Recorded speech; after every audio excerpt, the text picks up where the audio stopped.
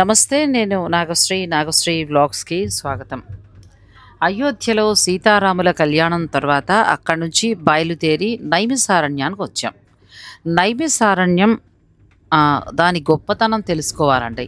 నైమిసారణ్యానికి సంబంధించిన చాలా ప్రత్యేకతలు కూడా ఉన్నాయి. ఇక్కడే శక్తిపీఠం ఉందని చెప్తారు. అలాగే ఇక్కడ ఉన్న చక్రతీర్థంలో స్నానాలు ఆచరిస్తే సకల పాపాలు తొలగుతాయని చెప్తారు.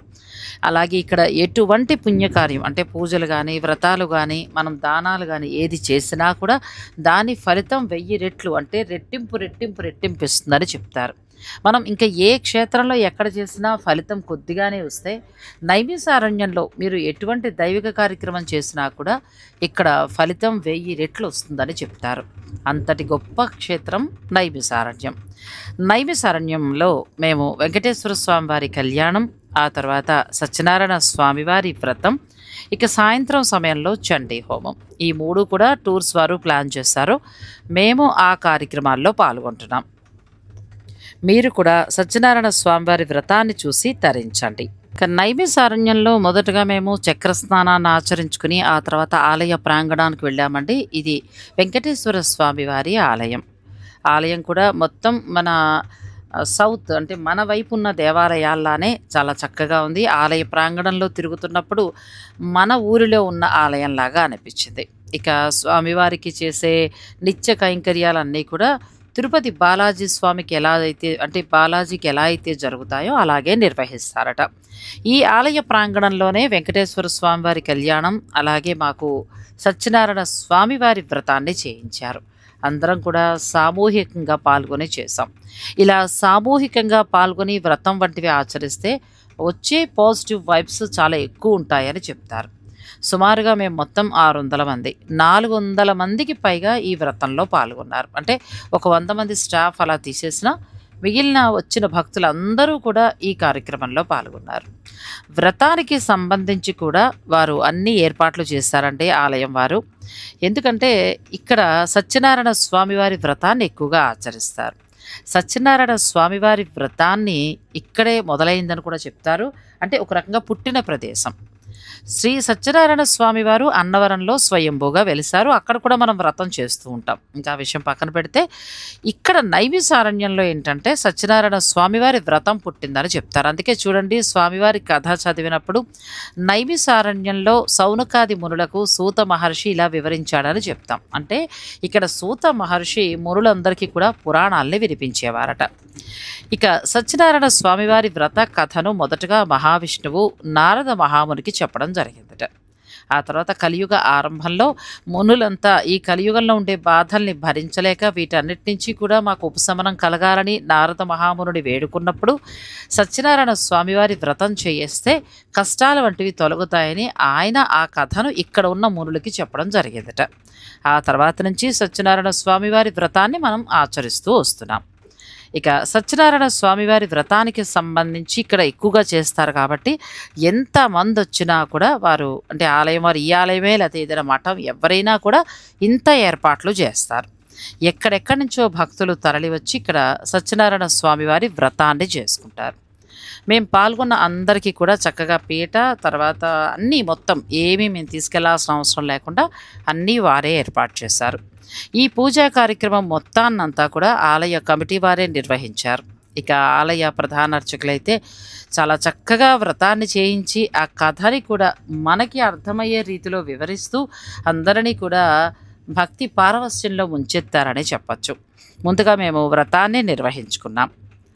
మీరు కూడా వ్రతాన్ని చూసి నమస్కరించుకోండి. రాలేని వారి కోసం ఈ వీడియోని నేను మీకు అందిస్తున్నాను. నైమిసారణ్యంలోనే సత్యనారాయణ స్వామివారి వ్రతం పుట్టింది కాబట్టి ఆ వ్రతాన్ని కనీసం చూసినా చాలు అంత ఫలితాన్ని పొందుతారని చెప్తారు. ఓం నమో నారాయణాయ.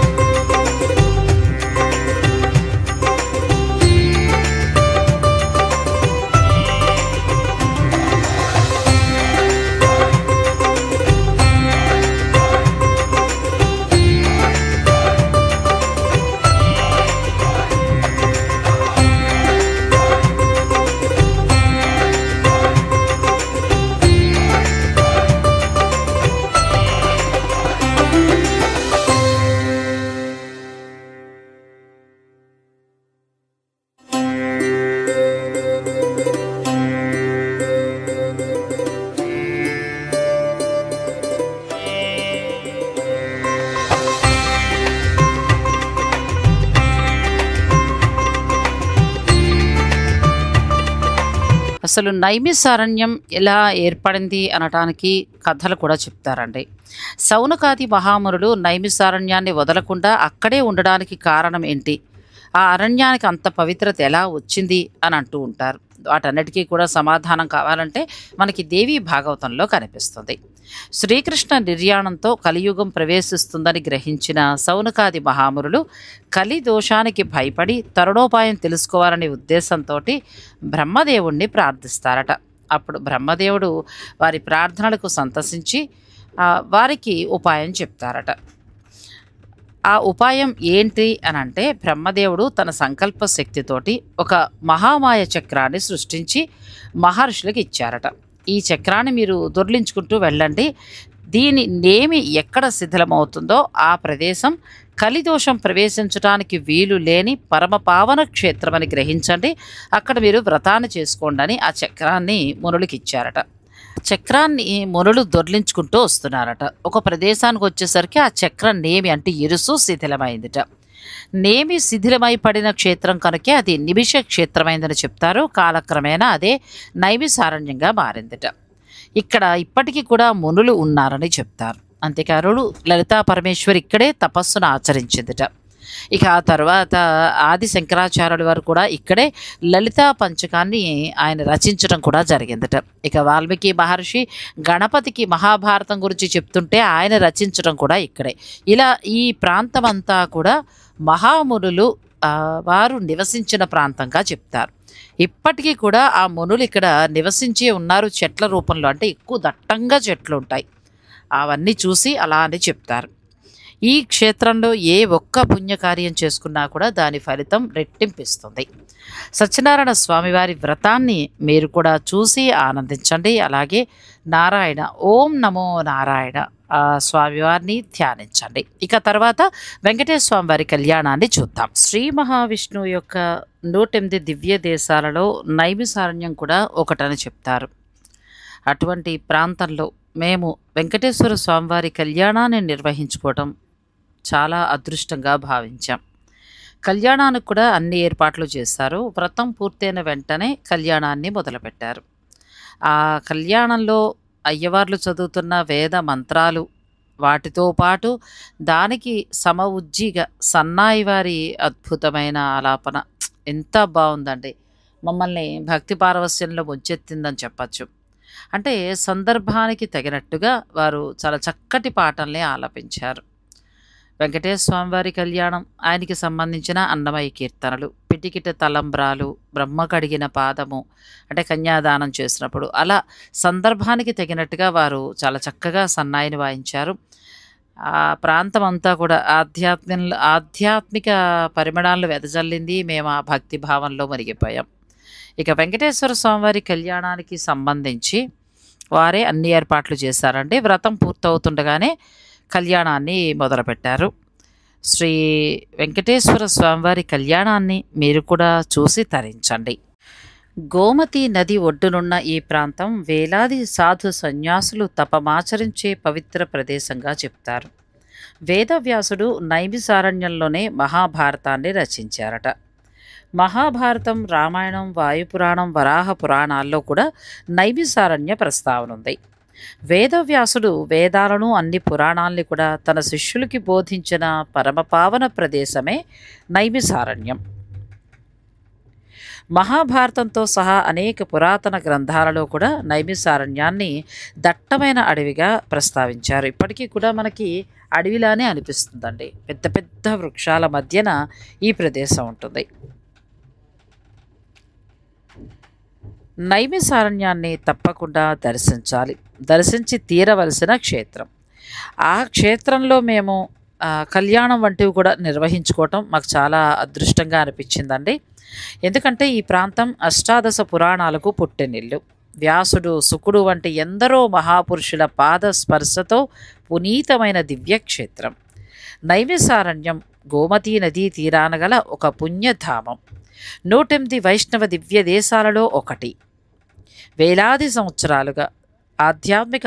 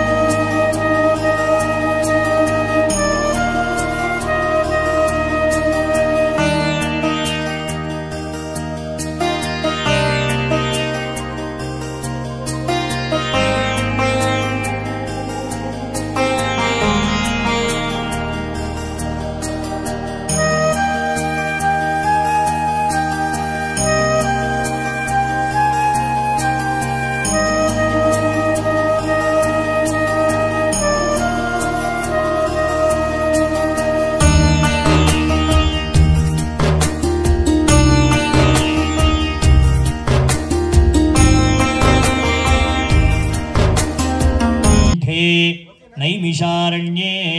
పద్మపురాణంలో చెప్పబడుతుంది, సాక్షాత్తు వైకుంఠపట ఈ నైమిషారణ్యం. సాలోక్య సామీప్య సారూప్య సాయుధ్య మోక్షాలు ఉన్నాయి సరా, దాంట్లో సాలోక్యము అనే మొదటి మోక్ష గట్టట ఇది. అటువంటి గొప్ప గుణాన్ని పరమాత్మ మనకిచ్చి ఆయన కూడా మనతో పాటు కలిసి కూర్చొని, ఆయనకి ఎక్కువ ఆర్భాటాలు ఏం పెట్టలేదు. చూశారుగా మీరు ఎలా అందంగా చక్కగా కూర్చున్నారో, వాళ్ళు కూడా పట్టు చీరలు కట్టుకొని చక్కగా వాళ్ళు కూడా వచ్చి కూర్చున్నారు, ఎంత వయ్యారంగా ఉన్నారు. అటువంటి ఆ పరమాత్ముడికి మన దేవేరులు ఇచ్చి కళ్యాణం చేయాలని ప్రతి సంవత్సరం సత్యదేవ వ్రతమే చేసేవాడు. ఈ సంవత్సరం కళ్యాణం కూడా చెయ్యాలి అని గొప్ప సంకల్పం చేశారట పరమాత్ముడు.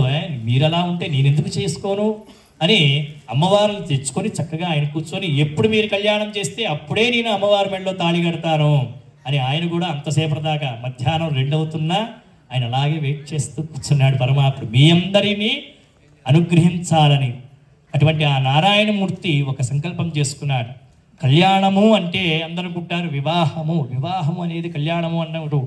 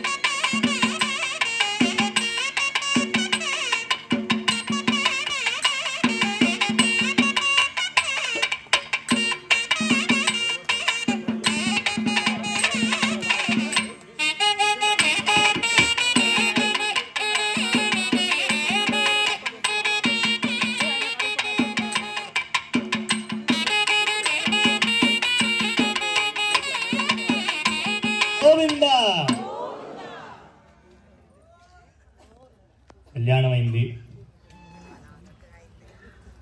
నారాయణుడు ఎంతో ఆనందాన్ని ఆయన పొందుతూ మనందరికీ మంగళ వాయిద్యాలు చూడండి, వాళ్ళు ఎంత పుణ్యం చేసుకున్నారు. ఇక్కడ దాకా వచ్చి మేము కూడా మా చెయ్యి స్వామికి చెయ్యాలి, మా కంఠాన్ని స్వామికి వినిపించాలని చెప్పి ఎంత శ్రద్ధగా చక్కగా ఆ డోలు మోసుకొచ్చి, పాపం ఎంత బరువు ఉంటాయో అవి, అంత శ్రద్ధగా తీసుకొచ్చి స్వామి సన్నిధిలో ఆరాధన, ద్వాదశి ఆరాధన అంటేనే ఇదే.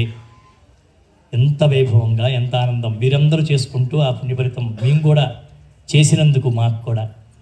లేకపోతే ఎవరు రాకపోతే మేమేం చేస్తాం, స్వామి దగ్గర ఆరాధన చేసి 4 పుష్పాలు పెట్టి తీర్థం తీసుకొని ప్రసాదం తినేసేవాడు. ఈ రోజున ఎంత ఆనందమయ్యా అంటే భోజనం అనేది మర్చిపోయాం, అంత ఆనందంగా పరమాత్మ ఆనందాన్ని అనుభూతిని పొందుతున్నాం.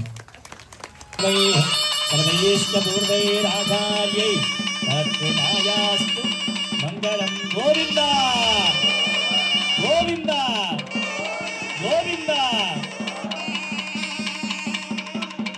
నారాయణాయ విద్మహే వాసుదేవాయ ధీమహి తన్నో విష్ణు ప్రచోదయాత్. మహాదేవ్యై చ విద్మహే విష్ణుపత్న్యై చ ధీమహి తన్నో లక్ష్మీ ప్రచోదయాత్. శ్రీధనుర్ధరాయ విద్మహే సర్వసిద్ధ్యై చ ధీమహి తన్నో ధనా ప్రచోదయాత్. శ్రీభూసమేత వెంకటేశ్వర స్వామినః దివ్యచరణారవిందయోః సువర్ణ దివ్య మంత్ర పుష్పాంజలిం సమర్పయామి. పరిమళాలను వెదజల్లుతూ భక్తుల్ని ఆనాటి కాలంలోకి తీసుకుపోతుందంటే మనం ఆశ్చర్యపోవడంలో తప్పు లేదండి. ఎందుకంటే ఆ క్షేత్రంలో తిరుగుతున్నంతసేపు కూడా ఇటువంటి దైవిక కార్యక్రమాలు జరుగుతూ ఉంటాయి. మన మనసు కూడా ఆ దైవిక కార్యక్రమాల మీదే ఉంటుంది, వేరే ఆలోచన అనేదే రాదు. అటువంటి పుణ్యక్షేత్రంలో సత్యనారాయణ స్వామివారి వ్రతం, అలాగే వెంకటేశ్వర స్వామి వారి కళ్యాణాన్ని మేము నిర్వహించుకున్నాం. అందరం కూడా సామూహికంగా. ఎప్పుడైనా సరే సామూహిక కార్యక్రమాల్లో పాల్గొంటే ఆ పాజిటివ్ వైబ్స్ అనేవి ఎక్కువ ఉంటాయటండి.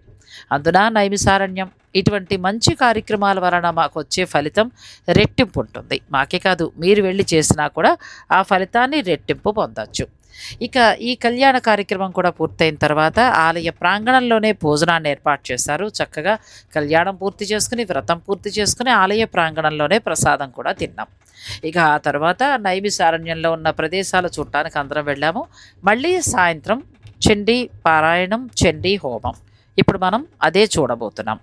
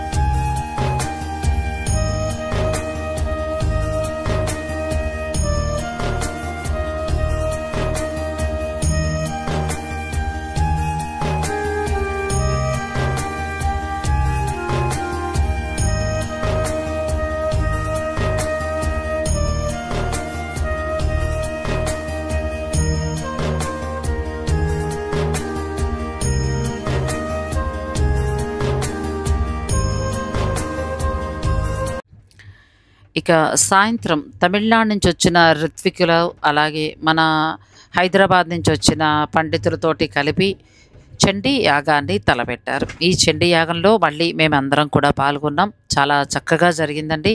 ఇక కాళికాదేవి అంటే స్థానికంగా ఉన్న కాళికాదేవి ఆలయం నుంచి శ్రీచక్రాన్ని కూడా అక్కడ తీసుకొచ్చారు. ఆ పాజిటివ్ వైబ్స్ని మాటల్లో వర్ణించడం కష్టం. ఇక చండీ పారాయణ ఏంటంటే ఎక్కడైతే చండీదేవి ఆరాధన జరుగుతూ ఉంటుందో అక్కడ దుర్భిక్ష ఉండదు, దుఃఖం అనేది ఉండదు అని చెప్తారు. ఆ ప్రాంతంలో అకాల మరణాలు ఉండవట. లోక కళ్యాణం, సర్వజనుల హితం కోసం పరబ్రహ్మ స్వరూపిణి అయిన చండికా పరమేశ్వరుల్ని పూజించాలని పురాణాలు కూడా చెప్తున్నాయి. ఇక కలియుగంలో ఇప్పుడు మనం ఉన్న కాలంలో చండీ పారాయణకు మించిన శక్తివంతమైన ఫల సాధనం కూడా మరొకటి లేదు. 700 మంత్రాలతో కూడిన చండీ సప్తశతిని పారాయణం చేసి హోమం నిర్వహించడమే చండీ హోమం.